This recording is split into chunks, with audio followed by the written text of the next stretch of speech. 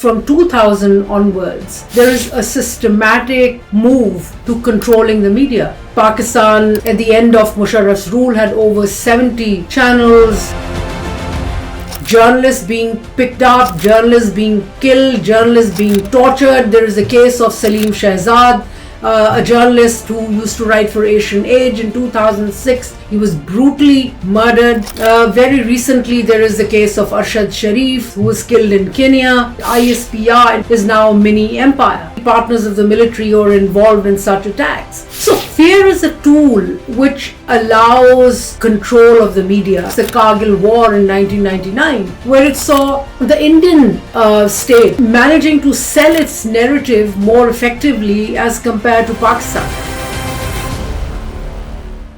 This is a military shifting its stack from control of the state to control of governance. But this kind of engagement, this involvement led to another opening, and that is what I call military hegemony, expansion of from military control to military hegemony. Antonio Gramsci's formula of hegemony, which is not just political and economic control, but also intellectual control. Now that is where media becomes essential. Control of media becomes essential, and what we see is that from 2000 onwards, there is a systematic move to controlling the media, opening up the media. So what we saw during Musharraf period, total expansion from state-controlled media to open, to private media. Pakistan, at the end of Musharraf's rule, had over 70 channels. What we also saw was this friction between this private media and the military.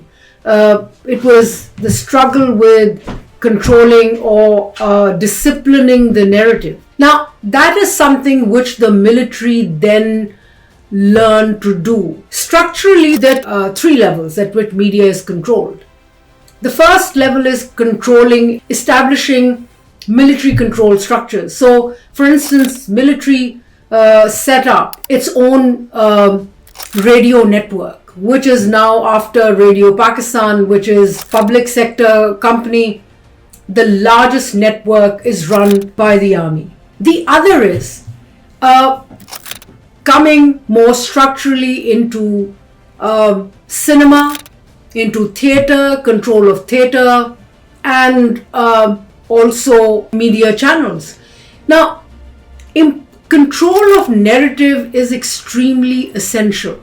And I think this is one area which has not really been truly researched. Militaries or any authoritarian rule has to have control over narrative. And you can either do it structurally, which Pakistan military has experimented, but it's also done indirectly through establishing influence over means to control the private sector media. So, for instance, unions of satellite operators and media operators. So, you know exactly where to control them, where to force the button to switch on and off. Interestingly, over 70 television channels, yet military is not try to establish like radio television channel. But what it has done is that it has invested selectively in different channels. It has even selectively invested in entertainment channels. An important level is also, how do you control narrative development? So, control of the newsroom, control where you tell the anchors, what kind of people to invite to the talk shows, what kind of a discussion to have, what are the red lines for the army. That is very tightly controlled today. And that has happened systematically through generating fear and rewards as well. So there is investment, there is television channels who listen to the military more than others, and therefore they get rewards, they have new areas opening up. But then fear is also an important tool used.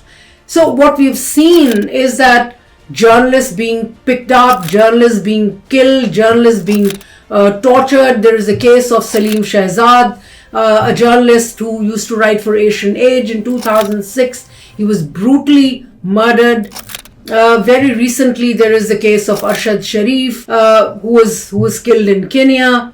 And in between, you have cases like Hamid Mir getting attacked, Raza Rumi being attacked. Of course, we can't tell.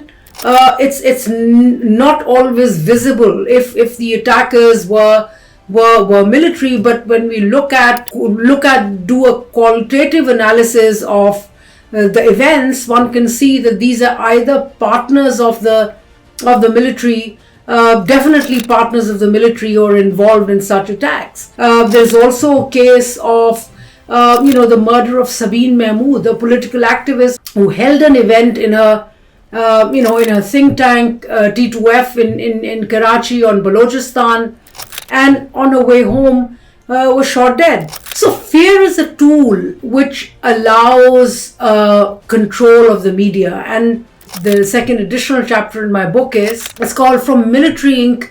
to Media Inc. Military has really expanded its footprint in the media to control the narrative. Now, one of the inspirations for doing that was perhaps the Kargil War in 1999, where it saw the Indian state using managing to sell its narrative more effectively as compared to Pakistan. And therefore it feels that control Pakistani military feels. There have been reams of papers written by the military talking about psychological warfare. And so it's believed that in order to fight this psychological battle, which they fear is being imposed on them internally and externally, it has completely controlled the media. Today, all newsrooms, be it private channels, private newspapers, there are a lot of instructions, there's a lot of management which is done by the military. Now, interestingly, and this is perhaps my final point, is that military is also created an extensive structure. It has an extensive structure for control of media. So you have the InterServices public relations, which is today run by a 3-star Lieutenant General.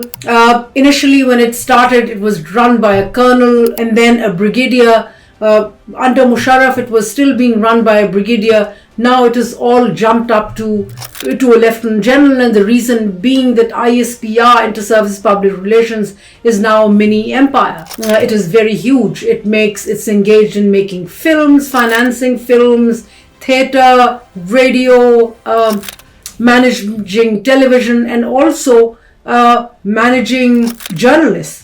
Both international journalists who come and visit Pakistan or who want to cover Pakistan, and then journalists inside Pakistan. So ISPR is one. The other organization is Internet Services Intelligence, has its own media wing that also engages separately with journalists. Then you have the Strategic Plans Division, which is meant to be engaged with nuclear deployment decision making. However, the ACDA, which is the Armament, Disarmament Control Authority, that part of Strategic Plans Division is also engaging with not just media but intellectuals, with university teachers, with students, and also at a limited scale with media. A final tool which has become kind of increasingly being used is personal engagement of ISI chief and the army chief with journalists, and camaraderie, linkage and influence is built. And that is essential. And I believe that narrative for political control and expansion of political power, control of narrative is hugely important. And Milbiz, the story of Milbiz, is completely incomplete unless we understand how narrative is controlled.